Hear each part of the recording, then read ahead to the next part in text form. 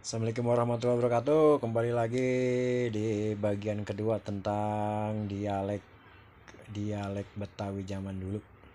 Kata-kata yang udah jarang keluar nih. Dialek yang jarang keluar di zaman sekarang. Apalagi anak-anak zaman sekarang nih. Belum tentu paham semuanya ya. Kecuali yang emang orang tuanya orang tua jadul banget nih, yang memang membiasakan dengan dialek-dialek bahasa Betawi zaman dulu.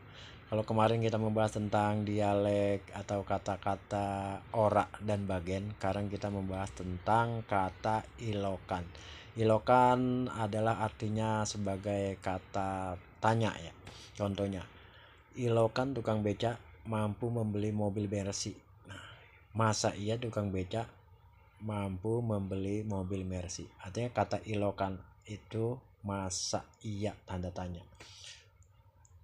Itu jarang digunakan untuk dialek zaman sekarang.